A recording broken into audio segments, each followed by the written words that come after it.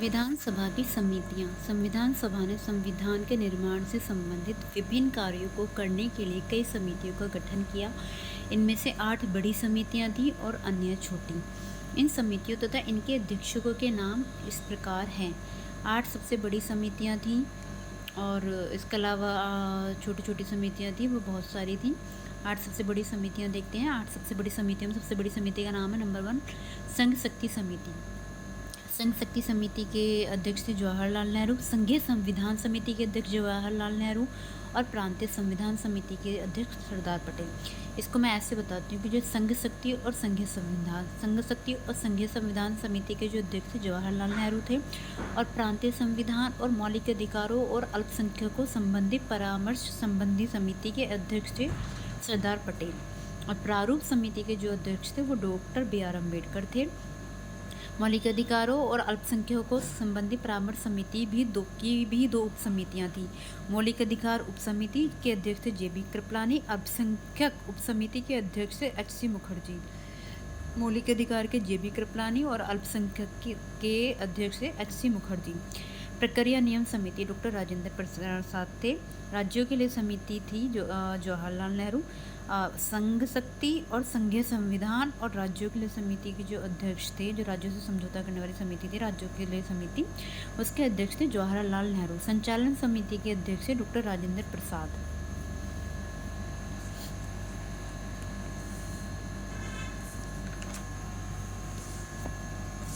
छोटी समितियां में जो थी संविधान सभा के कार्यों संबंधी समिति के G.V. मावलंकर। कार्य संचालन संबंधी समिति doctor K.M. Munshi.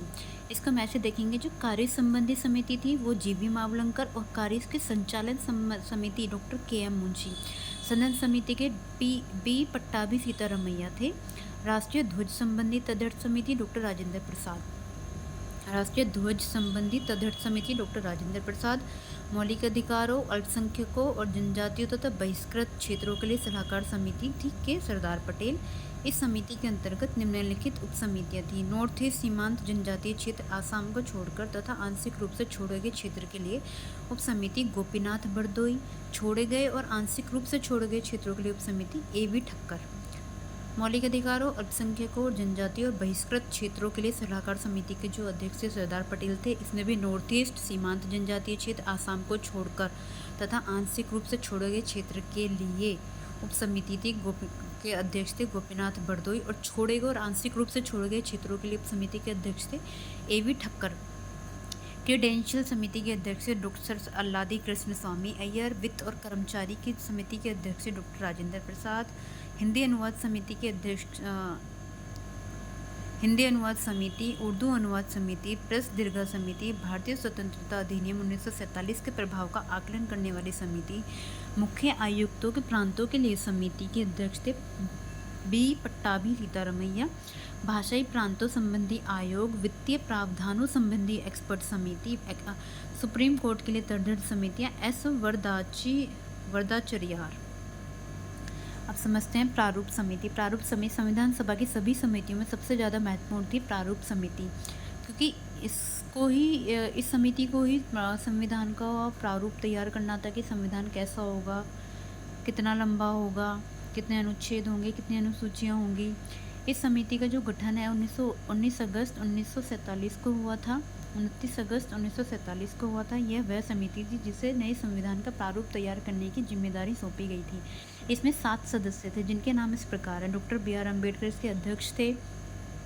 N. Gopal Swami Iyengar भी इसके सदस्य थे। अल्लादी कृष्ण स्वामी अय्यर भी इसके सदस्य थे। Doctor K.M. मुंशी सदस्य थे। सैयद मोहम्मद सादुल्ला, N. माधवराव। स्वास्थ्य कारणों से त्यागपत्र दे दिया था N. माधवराव ने। T.T. कृष्णमाचारी, उन्होंने 1948 में D.P. खेतान की डेथ के बाद उनकी जगह ली थी। विभिन्न समितियों के प्रस्तावों पर विचार करने के बाद प्रारूप समिति ने भारत के संविधान का पहला प्रारूप तैयार किया।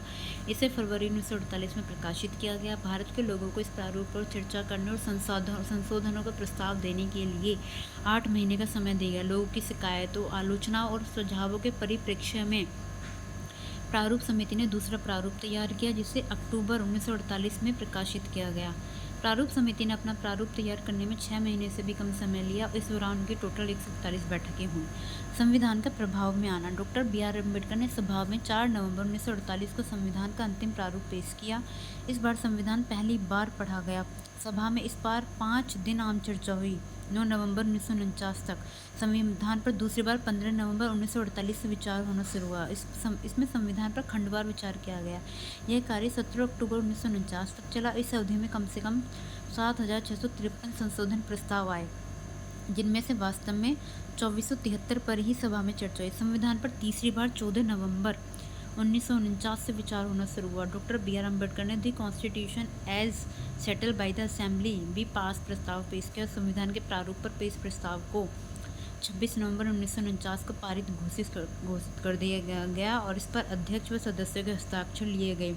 सभा में कुल 299 सदस्यों में से उस दिन केवल 284 सदस्य उपस्थित थे, जिन्होंने संविधान पर हस्ताक्षर किए। संविधान की प्रस्तावना में 26 नवंबर 1949 का उल्लेख उस दिन के रूप में किया गया है जिस दिन भारत के लोगों ने सभा में संविधान को अपनाया, लागू किया और खुद को संविधान सौंपा। 26 नवंबर 1949 को अपनाए गए संविधान में प्रस्तावना 395 अनुच्छेद और 8 अनुसूचियां थी। प्रस्तावना को पूरे संविधान को लागू करने के बाद लागू किया गया।